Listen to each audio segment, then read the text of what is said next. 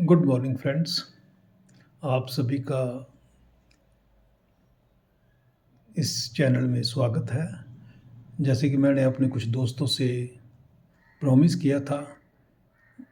उन्होंने मुझे कई बार रिक्वेस्ट किया था कि सर कुछ निवास कुंडली के बारे में बताया जाए, क्योंकि आमतौर पर हम देखते हैं कई चैनलों पे हर तरह की वीडियो उपलब्ध है, लेकिन निवास कुंडली के बारे में डिटेल से कुछ ज़्यादा ज्ञान प्राप्त नहीं होता है। और इस कई बार तो हम ये भी देखते हैं कि हमारे कुछ मित्र सिर्फ बर्थ कुंडली देखकर ही को प्रेडिक्शन कर देते हैं, जिससे कई बार वो प्रेडिक्शन गलत साबित होती है। उसका मेन कारण यही है कि उन्होंने निवास कुंडली को नहीं देखा होता है। इसलिए हमें कोई भी प्रेडिक्शन से पहले बर्थ कुंडली के साथ साथ निवास कुंडली को भी देखना चाहिए। जैसे कि पिछली कक्षा में हमने देखा है और ये जानने की कोशिश की है कि निवास कुंडली को कैसे बनाया जाता है, और मुझे उम्मीद है कि आप सभी ने उस वीडियो को ध्यान से देखा होगा, और जिन मेरे दोस्तों ने उसके संबंधित कुछ मुझे प्रश्न लिखे थे उनका मैंने उनको उत्तर भी देने की कोशिश की है। और आज की वीडियो के बारे में भी दोस्तों मुझे ज़रूर लिखें कि आपको जो वीडियो कैसी लगी है, और अगर आपके कुछ भी सवाल हो, कुछ क्वेश्चन हो, कुछ क्वेरीज़ हो, तो कृपा करके मुझे लिखें, और मेरी भरपूर कोशिश होगी कि उसका जल्द से जल्द आपको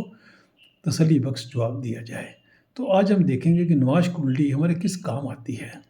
तो मैं पहले बता दूं कि निवास कुंडली मेनली जो है वो प्लैनेट की स्ट्रेंथ देखने के लिए देखी जाती है, कि जो प्लैनेट हमारा D1 चार्ट में, G1 चार्ट मतलब जो हमारी बर्थ कुंडली है उसमें है, उस निवास कुंडली में उसकी जाके क्या स्ट्रेंथ है, क्या वो अपने पहले से उसके कुछ ज़्यादा स्ट्रेंथ इंक्रीज़ हुई है या डिक्रीज़ हुई है। कई बार क्या होता है कि हमारे पास लोग आते हैं और कहते हैं कि मुझे ये बताया गया था कि जो मेरी दशा इस समय चल रही है, जिस प्लैनेट की दशा चल रही है, वो प्लैनेट मेरा उच्च का है, लेकिन मेरे तो उल्टी मुसीबतें गल में आ रही हैं, तो ये कैसे हो सकता है। तो उसका मैं एक ही आपको दोस्तों बता देता हूँ सूत्र, कि वे अगर वो प्लैनेट उच्च का है D1 में, जैसे कि बर्थ कुंडली में, परंतु वो D9 में जाके, जिसे निवास कुंडली बोलते हैं, उसकी जो स्ट्रेंथ है वो वीकनेस में तब्दील हो गई है, वो एग्जाल्टेड की बजाय वहाँ डेबली हो गया है, या एक ऐसी अवस्था में पड़ा हुआ है जहाँ वो खुद दुखी है, तो वो ज़्यादातर इंसान को परेशानियाँ ही क्रिएट करेगा। लेकिन इसके विपरीत कई बार क्या होता है कि हमारा जो प्लैनेट हमारे बर्थ चार्ट में है वो परेशानी में है, वो डेबली है, वो किसी दीन अवस्था में है, परंतु वही प्लैनेट अगर जाकर D9 में एग्जॉल्शन में चला जाता है, अच्छी पोजीशनिंग में चला जाता है, तो हम कह सकते हैं कि इनिशियली जब उस प्लैनेट की दशा आएगी तो उस आदमी को कुछ परेशानियां हो सकती हैं, लेकिन बाद में वो स्मूथली काम करेगा, वो सब परेशानियों को दूर कर देगा, और उस आदमी के हर जो कार्य हैं जो उस घर के संबंधित है, जहाँ जिस घर का वो प्लैनेट मालिक है, या उस प्लैनेट की जो सिग्निफिकेशंस है, उसके मतलब उसके सारे काम जो है वो ठीक ठाक हो जाएंगे। तो इसी तरह हम प्लैनेट की स्ट्रेंथ देखते हैं। और दूसरा जो निवास कुंडली है वो मेनली हमारे रिलेशनशिप के काम आती है। रिलेशनशिप मीन्स कि शादी के काम आती है, कि शादी कैसी होगी, शादी लव मैरिज होगी, अरेंज मैरिज होगी, शादी हमारे उसी धर्म में होगी, इंडिया में होगी, किसी फॉरेनर से होगी, या शादी की क्वालिटी कैसी होगी, शादी कैसे चलेगी, इसके बारे में भी हम आज विस्तार से जानने की कोशिश करेंगे। तो हमारे पास मेन लोगों की समस्या आती है कि बच्चों की शादी हो नहीं रही है, एज बढ़ती जा रही है, तो इसका क्या कारण हो सकता है। तो उसके लिए दोस्तों हमें जो बर्थ कुंडली है उसका 7वां घर देखना है। जैसे कि हमने पिछली वीडियो में कुछ ये जानने की कोशिश की थी कि जो 7वां घर होता है वो शादी का घर होता है,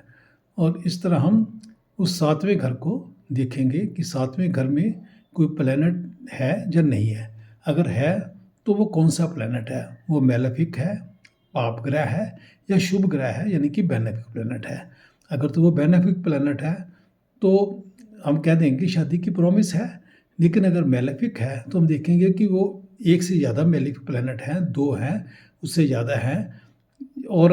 उस घर में किसी बेनेफिक या मेलेफिक का आस्पेक्ट है, तो हम उस घर के संबंधी देखेंगे उसकी पोजीशन क्या है।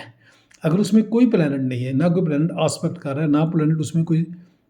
है, प्लैनेट बैठा हुआ है कोई, तो हम कह सकते हैं कि ये एवरेज है और शादी की प्रॉमिस इसमें है।